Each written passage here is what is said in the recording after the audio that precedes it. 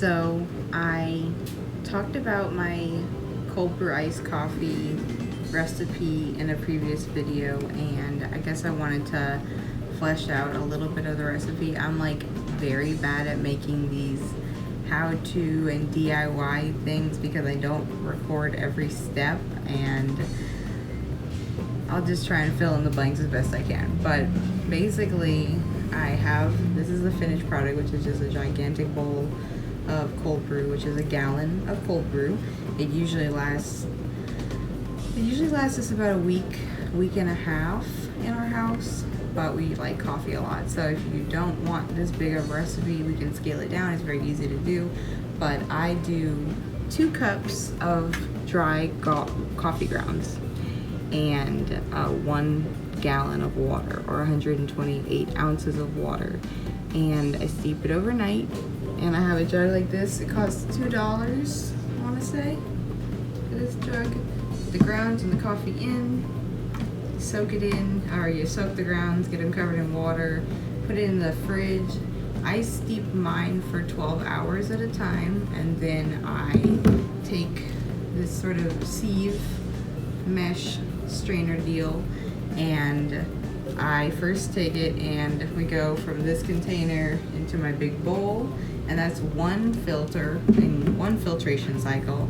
And I have this little cute lemonade thingy drink dispenser, and I'm gonna put my once filtered coffee into this pretty dispenser so it's easier to use, because I don't know. And also I get another filtration cycle out of it. So that's pretty much the whole thing, is just add coffee, add water, steep overnight, and strain. It's really easy. And then you have like huge batches of coffee, and I don't know, you just save a lot of money not going to Starbucks, because you know, I could drink iced coffee all day. But I'm gonna go ahead and try and do this. We'll see what happens, because I make messes. Yeah.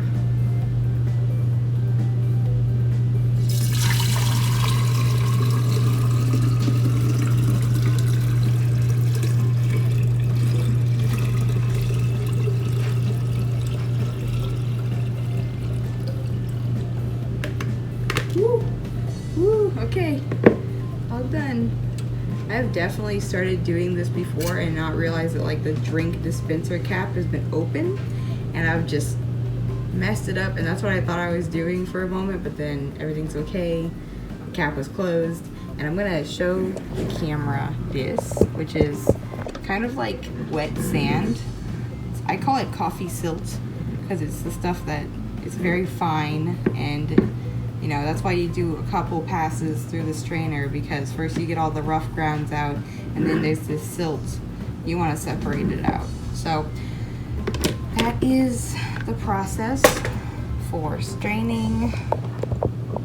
And now I have my beautiful gigantic jug of coffee.